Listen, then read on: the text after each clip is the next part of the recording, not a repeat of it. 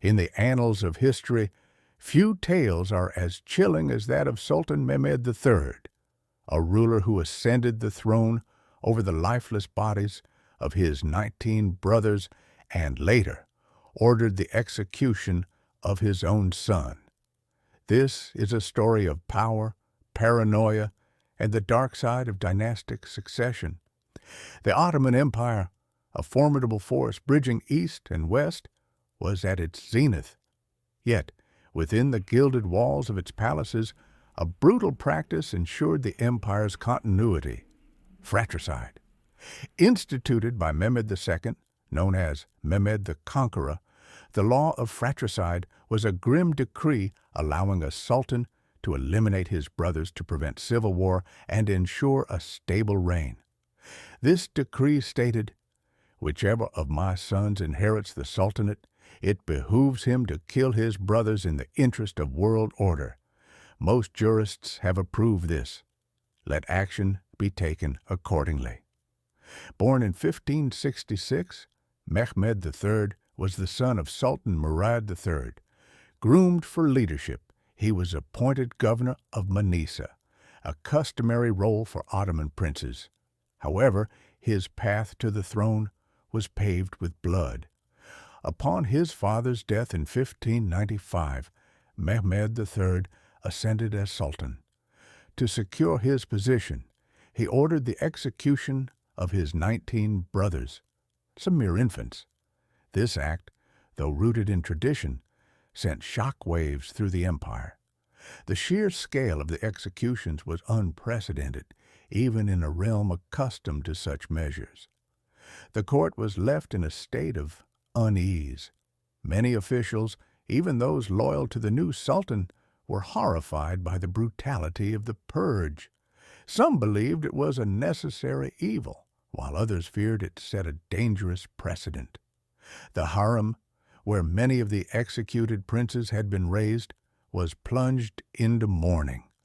Even the janissaries, the elite military corps of the empire, were reportedly disturbed.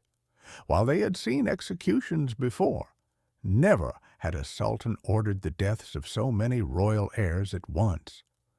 Whispers spread through the corridors of Topkapi Palace. Was Mehmed III a strong ruler, or simply a terrified man trapped by the weight of tradition? Despite securing the throne, Mehmed III was not at peace. Accounts from the time suggest that the sultan did not order the executions with ease. Unlike some of his predecessors who saw fratricide as a duty, Mehmed III reportedly suffered deep emotional distress after the act. He was said to have wept for days, isolating himself in his chambers. Some claim he was seen pacing the palace halls at night, unable to sleep. But whether his tears were of sorrow or of fear that his own life might be at risk if he showed weakness, remains a matter of debate. His paranoia did not end with his brothers. Years later, Mehmed III faced another impossible decision, this time involving his own flesh and blood. His son, Shehzade Mahmud, a young and ambitious prince, had gained popularity within the court. This alone was dangerous, but when rumors spread that Mahmud might be involved in a plot to overthrow his father, the Sultan's fears reached their peak. The accusations against Mahmud were never conclusively proven, but in the ruthless world of Ottoman politics, suspicions were often as deadly as facts. Fearing rebellion, Mehmed III gave the dreaded order. His own son was to be executed. Unlike his brothers, Mahmud was no child. He was a young man who understood his fate. It is said that in his final moments he begged for mercy, not just for himself, but for his mother, who had pleaded for his life.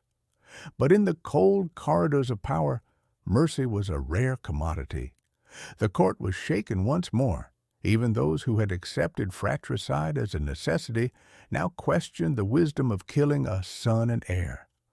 Mehmed III had secured his throne once again, but at what cost? Mehmed III's reign, marked by bloodshed and suspicion, lasted until his death in December 1603. His actions, driven by a desire to maintain power, left an indelible mark on Ottoman history.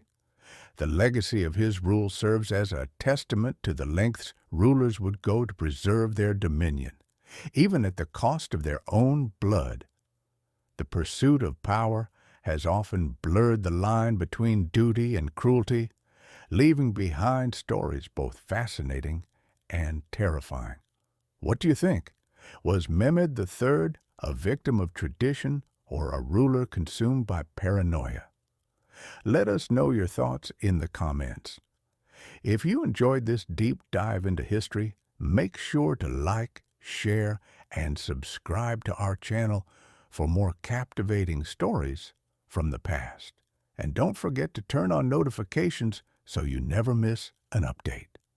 Until next time, stay curious, stay informed, and keep exploring the hidden stories of history.